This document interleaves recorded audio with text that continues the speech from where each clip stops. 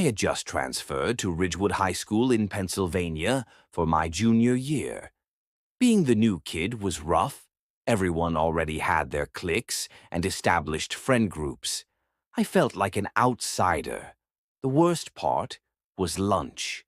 At Ridgewood, only seniors were allowed to leave campus for food, so juniors like me were stuck in the cafeteria. I dreaded the first day, knowing I'd have no one to sit with. When the bell rang for lunch, I carried my tray into the noisy cafeteria. Every table was full. I didn't even have the option of sitting alone. My heart pounded as I scanned the room, desperately searching for a spot. Finally, in the corner, I saw one table with just two kids. They were identical twins, tall, dark-haired, sharp eyes, and eerily quiet compared to the chaos around them.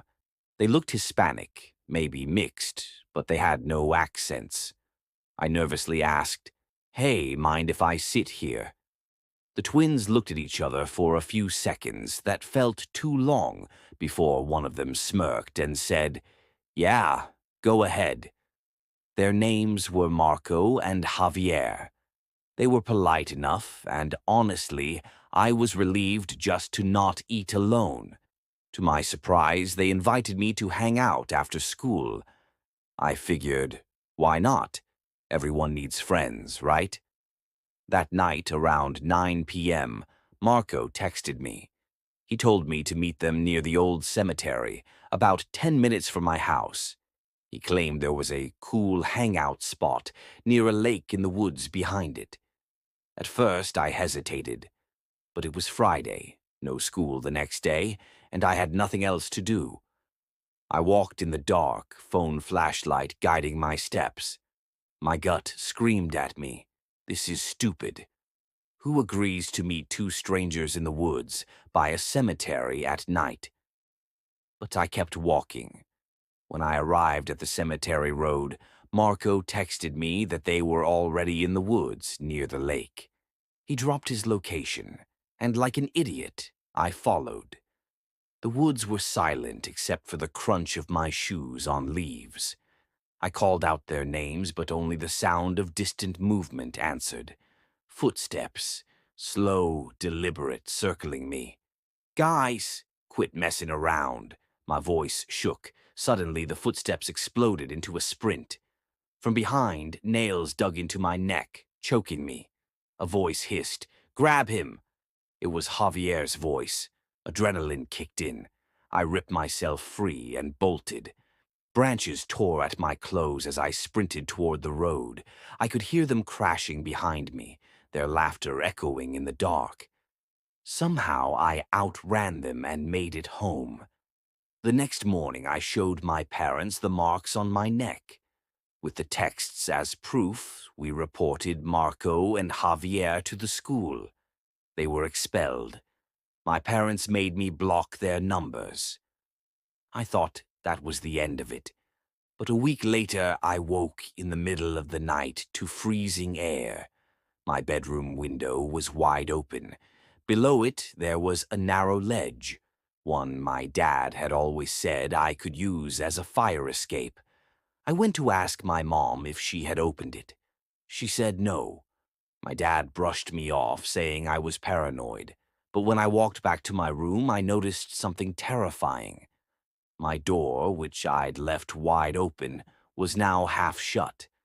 I nudged it slowly, peeking behind it. My heart dropped. Someone was standing there, pressed into the corner, waiting. I screamed for my dad. The door slammed shut. My dad burst in just in time to see a leg disappearing out the window. He chased them outside, but whoever it was had vanished. To this day, I'm certain it was Marco and Javier. They had found out where I lived.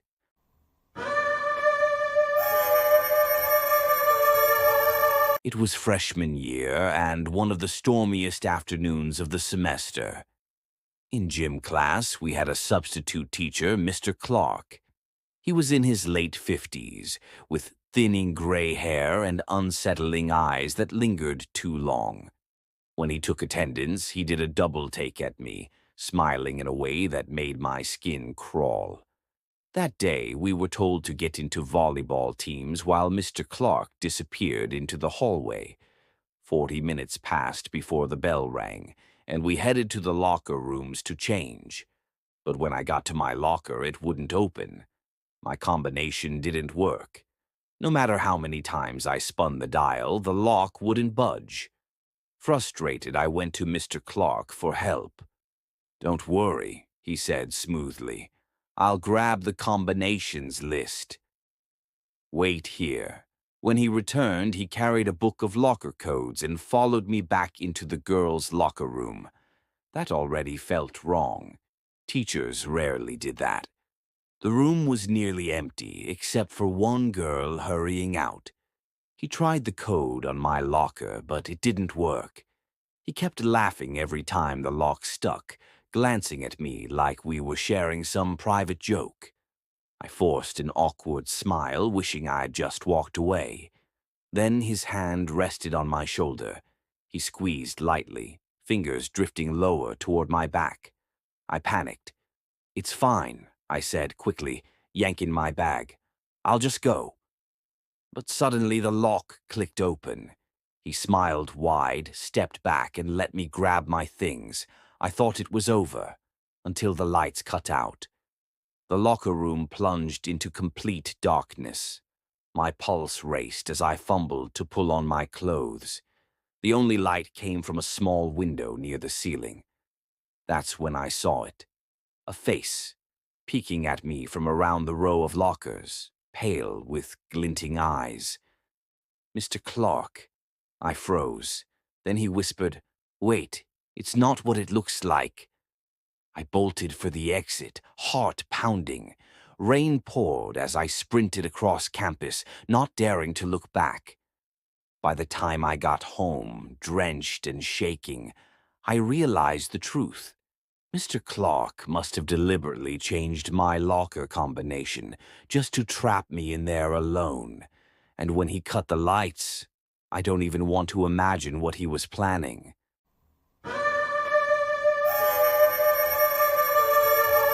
I played saxophone in my high school band, taught by Mr. Newman.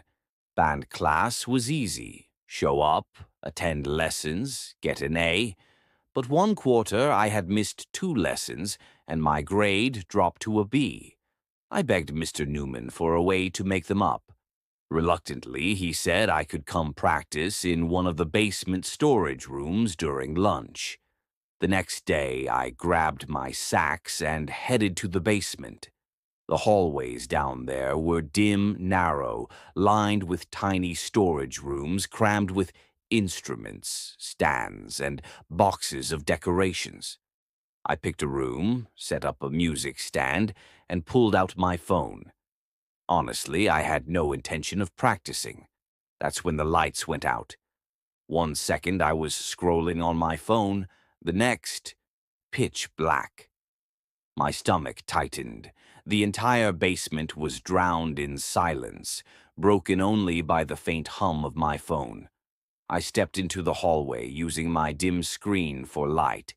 At the far end, a door creaked open. A scraping sound followed, like something heavy being dragged. I froze. The noise turned into grunts, low, guttural, animal-like. Then a large plastic bin scraped into the hallway, pushed by someone I couldn't fully see. I ducked back into my room, shutting the door as quietly as I could.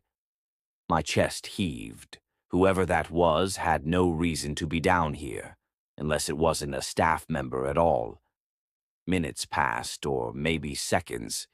Then a shift in the air, a presence, the feeling that someone else was in the room with me.